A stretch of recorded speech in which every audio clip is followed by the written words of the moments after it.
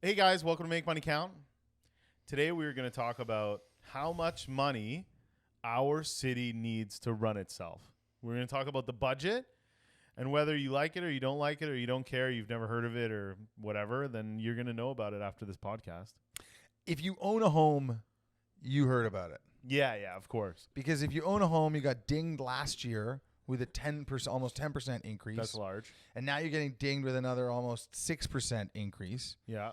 These are big increases into the amount of money that you are spending at a time when your house is worth less, your groceries cost more, you don't see anything out of the city other than gridlock and failure. Like I think Canadian Torontonians, sorry, I got to switch gears, and for all of you that watch us from Canada, other than Toronto, apologies for the Toronto-centered podcast today. And for those of you that watch us from the States, but think that we are also in the States, you got to figure out that we're not American by now. Although maybe they're doing it just to get intelligence because we will become American. Yeah. I mean, there's a city somewhere, I'm sure, called Toronto. There's an Ontario in California. So. Yeah, there is actually, yeah. Okay, so we had a 4% increase? 6.9. Isn't it? 6.9% increase. 6.9% increase. So 7% increase in our property taxes, coming off a 10% increase in our property taxes. How much money does the city of Toronto need to run itself? 17% more than it needed before. Yeah, it's more than that because it's like 10, and then a 7 on the 10 increase. Yeah, compound. Yeah, I was astounded with the number that it was like over $18 billion that it takes to run the city for a year, essentially. I think we have a real problem because the city seems to think that homeowners should just pony up because they own homes. And the big winners in this budget, there's two really the TTC is getting a bunch of money. Yeah. But the other one is the unions. Right. They're allocating money, massive amount of money, to deal with union collective bargainings. Right. So they're going to buy the union's votes for the next election. Right. Like we negotiated a massive pay raise for like TTC employees already. Mm-hmm. We're just going to keep raising wages. It's not a bad thing if you're working in the TTC, right? I'm sure, you're hardworking and you deserve a raise just like everybody else. It's just we're in a time right now where everyone's under a huge cash crunch. Yeah. Homeowners are really feeling squeezed. We see it. Yeah. And this almost seems somewhat out of touch with the reality of what's going on. Mm.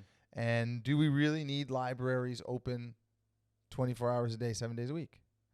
Right? Like the money that we're spending this towards, maybe we need to be a little more efficient right now. You remember when Christopher Friedland came out and said, it's going to get tough financially. I suggest Canadians slash their Netflix subscriptions. Yeah. Which I did, by the way. I pay $5.99 for Netflix now, and I was paying $32. But you watch ads. But now I watch ads, which I'm okay with to save that much. I don't know why I'm okay with it. But Yeah, okay. Anyways, I cut Bell. I cut cable. Right. Did you do that? I mean, I have cable. I didn't even watch it. Right. Anyways, I just mean the parallel I'm trying to draw is if we're expected to cut, then why can't the city cut? Right. Like why can't the city start clipping coupons too? Right. Instead of increasing property taxes for Torontonians to the degree that they're increasing it. Yeah, it's quite, right? It's a lot. I mean, I do think, like, I look at property taxes all day. I do think Toronto does have an already lower, like rate of property taxes than other cities, like Mississauga, Brampton, Milton, stuff like that. Are you sure? I'm pretty sure. I'm going to bring it up next time. I'm going to bring it up. We'll do a comparative analysis on property taxes around Ontario. I don't think you're right. Comment in the comments section. Yeah, if you live but I think the amount of money and these increases just seem totally out of touch with reality. And frankly, like, the money is being spent on like we're basically just going to increase wages to unions in order to support this administration. Right. So your property taxes are going up to increase the probability that the person who increased your property taxes will be the mayor again. It's like a Self-fulfilling prophecy? self-fulfilling prophecy, I was going to say. Yeah, it but doesn't feel good. No. Anyways, I'd be interested to know what you think with respect to where property taxes seem to be the highest.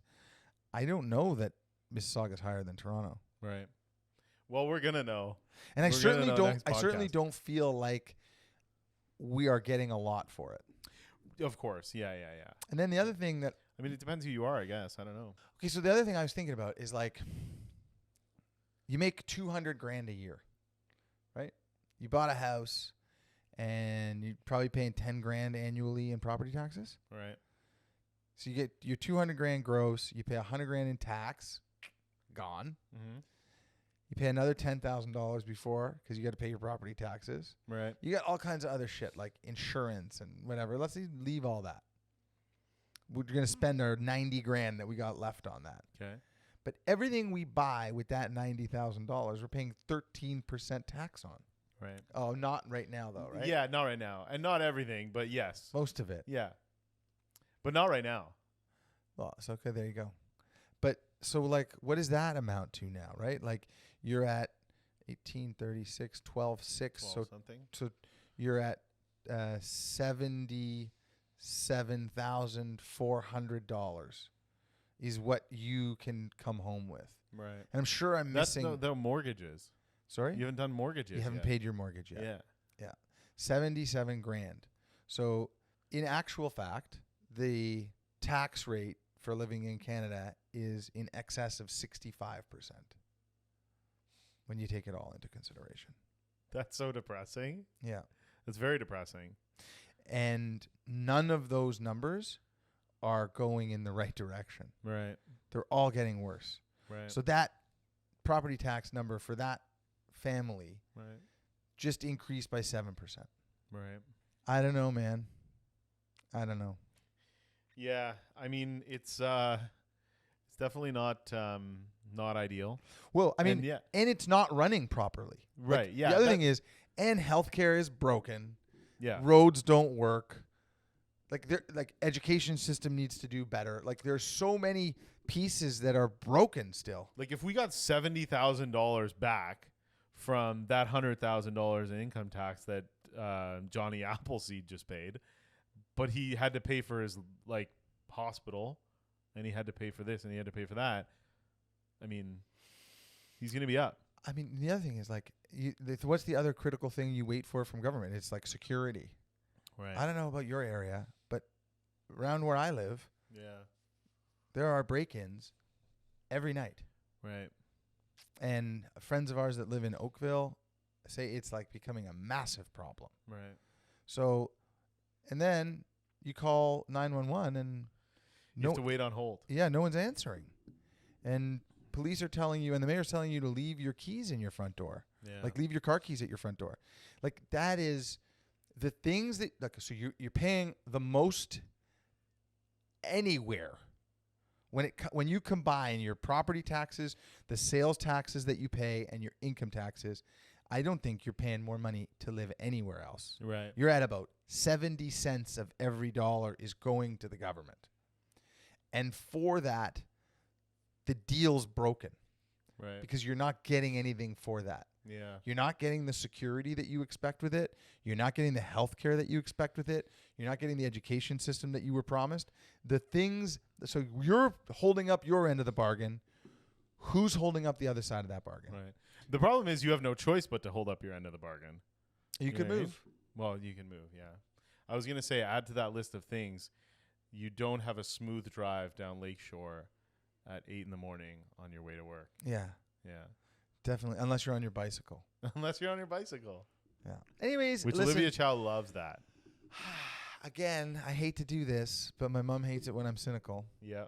So how are we going to be optimistic on this?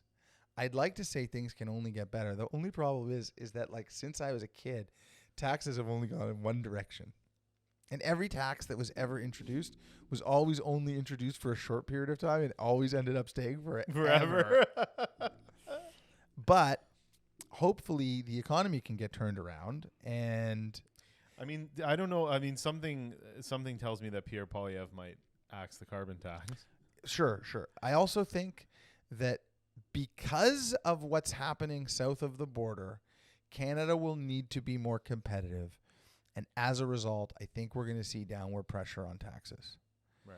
Corporate taxes for sure, in order to keep talent and companies here. Because the problem, as we now understand very clearly, is if you jack taxes up too high, people leave, and then you have fewer people and less money to tax, which reduces the amount of money that you make as a government. Right. And you can only paper over that for so long with ideas like jacking the capital gains tax to stimulate a whole bunch of people to sell things, to incur capital gains taxes, to flood the government with revenue. That's a way to just kind of hide problems. Right. Because you jack up the amount of money that you're going to take in for a year to reduce what the deficit's going to look like. You imagine that gigantic deficit that we got clobbered with, which was $20 billion more than what it was projected to be at its most, accounts for inciting people to sell things, to incur capital gains, to increase the revenue. Imagine how much worse it would have been. Yeah. I mean, we could run our city for more than a year. You could run an entire city for more than a year with the deficit. Yeah, 18.8 billion. Yeah. Listen, I think there's got to be a few spots to trim that 18.8. Yeah. No, 100%. Anyways, listen, if you're upset about your property taxes, let us know. Write something in the comments. Thank you very much.